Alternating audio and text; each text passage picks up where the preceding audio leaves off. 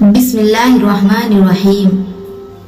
بنی اسرائیل کا شمار اس قوم میں ہوتا ہے جس میں سب سے زائد انبیاء مبعوث ہوئے ہیں، تاہم مختلف حوالوں سے معلوم ہوتا ہے کہ اسی قوم کے افراد نے سب سے زیادہ احکامات خدابندی کی نافرمانی بھی کی ہے، جس کی وجہ سے یہ متون ہوئی ہے۔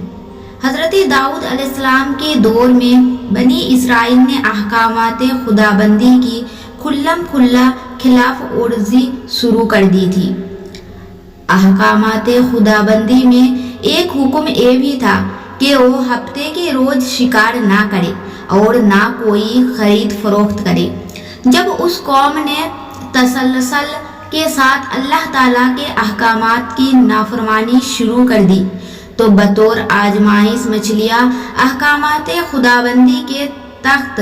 ہفتے کے دن دریا کے کنارے پر پھیرتی تھی، جبکہ دیگر دنوں میں دریا کی گہرائی میں چلی جاتی اور ان کے ہاتھ نہ آتے۔ آخر یہودی کو ان کو دیکھ کر لالچ آ گیا اور انہوں نے دریا کے کنارے نہر کھود کر اپنے جال ڈال دیے، اور وہ ہر ہفتے کو اپنا یہ معمول بنا لیتے، جبکہ دوسرے روز اس جال سے مچھلیاں پکڑ لیتے۔ اللہ تعالیٰ کی طرف سے ممانعت کے احکامات کے باوجود یہودی کی طرف خلاف ورزی جاری رہی، جس پر یہ تین فرقوں میں بٹ گئے۔ ایک تو وہ تھے جو نافرمانی کرتے، اور دوسرے وہ لوگ تھے جو اس سے باز آ گئے تھے، اور تیسرے وہ لوگ تھے جو منع کرنے سے تھک گئے تھے اور منع کرنا چھوڑ دیا تھا، لیکن وہ بہتر تھے جو برابر منع کرتے تھے، اور منع کرنے والوں نے شکار کرنے والوں سے ملنا بھی چھوڑ دیا تھا۔ نافرمانیوں کا سخت ہو کر کہنا تھا کہ تم ہم کو ڈراتے ہو، ہم ہر طور سے طاقتور ہیں، کوئی ہمارا کچھ نہیں بگاڑ سکتا۔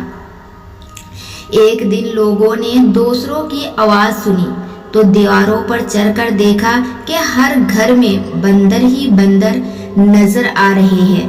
اور ان کی کیفیت یہ تھی کہ وہ اپنے قرابت داروں کے پاؤں پر سر رکھتے اور رونے لگتے، اور باحکم خدابندی ان کے چہروں اور بدن کو مشق کیا گیا۔ ان لوگوں کی شکلیں مشق ہونے کے بعد بندروں جیسی ہو گئی، تاہم ہم لوگ کیونکہ امت محمدی میں سے ہیں، اس لیے ہمارے قوم گناہوں کے باوجود چہرے تو حضور اکرم صلی اللہ علیہ وسلم کی دعا کی بدولت مشق نہیں ہوں گے، لیکن گناہوں سے متعلق آخرت میں حساب ضرور دینا پڑے گا۔